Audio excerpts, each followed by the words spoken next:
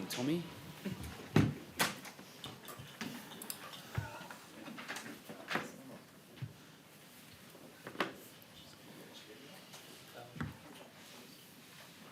You good? You ready? That one must burn a little, Stewie. Well, it does, but it burns. I guess because of how proud I am of our group. So it doesn't. I feel like, look, if we show that much effort, competitiveness, and heart, then I guess that's all we can ask. And you're going to win some of those games, and tonight we didn't, and we'll keep looking to get better, but I'm not sure we could ask much more in terms of effort from our players, and that was the message after the game. And I just said, look, if you don't get confidence from a performance like that, and the ability to continually come back when we dropped 2 or 3 goals down and kept at it, we changed a few things according to conditions, and so look, I just said, yeah, come and see me if you're lacking. If you don't believe it, we'll straighten you up. You better believe that's a serious contender we played and push right to the line. It's probably a bit unseemly to individualise after a team effort like that, but Noah Anderson is unbelievable tonight. Yeah. Comment on his rise this year? Well, yeah, it's been amazing. He was doing this last year, and I feel like everyone's probably a bit slow to the party. Noah's just an unbelievable competitor, and his IQ, I know we've spoken about his footy IQ, his ability to find space, read the game. It's actually as good as I've seen in terms of in my time in coaching at a couple of different footy clubs. So, yeah, I think I've said I feel really lucky to be his coach, and he's a great sounding board, but just his understanding of situations is very impressive. It's hard to put words on it. It's hard to measure too, because a lot of the stuff is off the ball and organisation, and he's on a fair journey. You ever see anyone have so much space in the game where the footy was so hot? You just seem to run through. Yeah. Tonight. Look, he found holes, and the good players do. He has extra time with the ball, and I think Pendlebury from Collingwood, and you've seen him do it for about 15 years. So the players that can do it they're a joy to watch. Sometimes you are just a spectator, even though we're in the trenches. But yeah, as I said, don't want to praise him, but he would be uncomfortable with that, and he's the ultimate team man. How did you see that midfield battle tonight? Obviously, they're probably the best, or however you want to rank them. They're one of the best in the competition, and you're predominantly young fellas up against them. How did you see them? Thought that they showed up. Like I said, Rowley's start to the game set the tone, and Alex Davies in there, and obviously Dave. A few guys went through there as well. Bailey.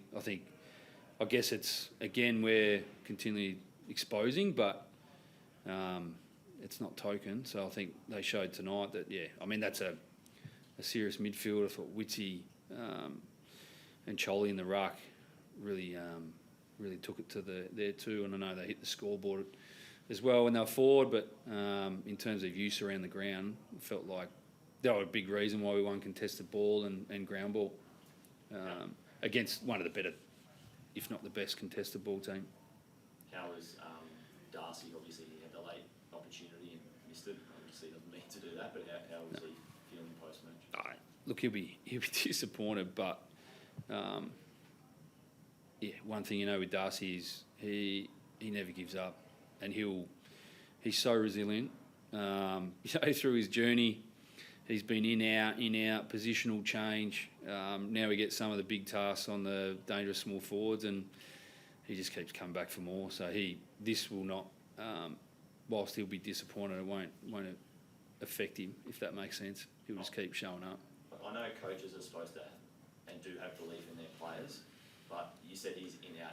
You've been there to say you're out this week many times. Did you you think he had this level of football in him that we've seen in the first 8 weeks? Yeah, and I think that's why we persevered. And I think he's worked really hard on his game as well.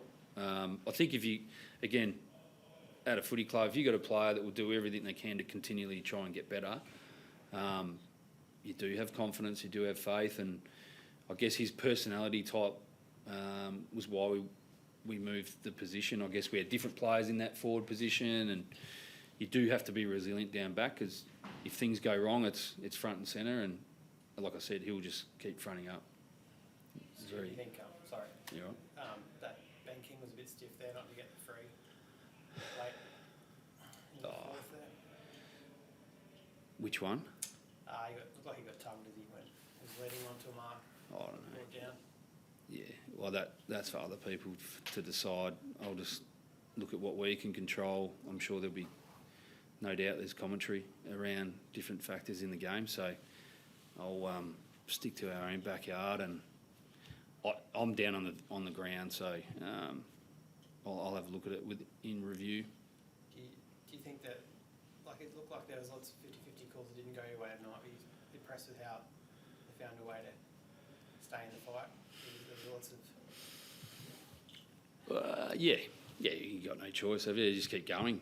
You can't stop and say, excuse me, can we have another look at that one? So I think the players, and that's part of the reason why when you walk away from a game like that, I've full confidence in where we're going. Our connection is really strong.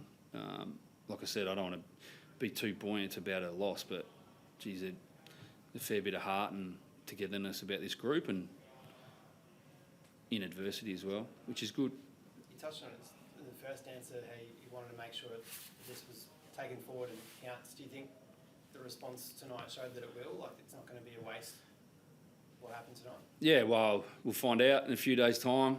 And across the journey, it's, as we know, long season. We fought our way back to not only be competitive, win a couple of games, and we just missed tonight.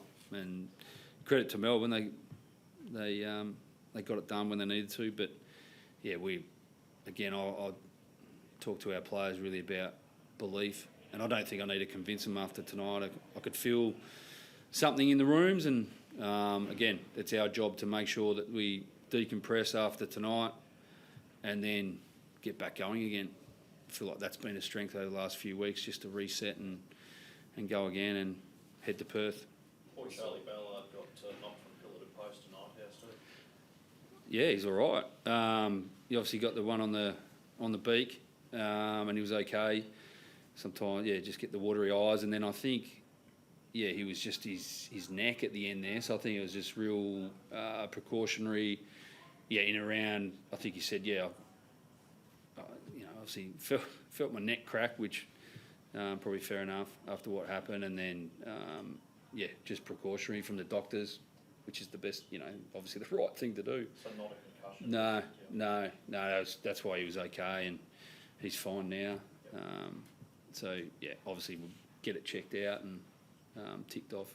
What about your other injured guys, Stewie? Obviously there's a few withdrawals this week. Like how's Ainsworth, Holman and Weller? Yeah, well, I think I sat in the post game, didn't I? I said no injuries, but we had a couple of guys that were carrying things and it just tipped over too far. So Benny will be a chance, and Nick will be the same. But again, we've probably shut them down, and same with Lockie actually. So until we sort of get moving Tuesday, Wednesday, we might not have an update. But nothing too serious with all three, but enough to keep them out of tonight and potentially next week. Yeah, but I thought the guys that came in, and again after Took going out and guys stepping up, and then three senior players who are regulars and impactful.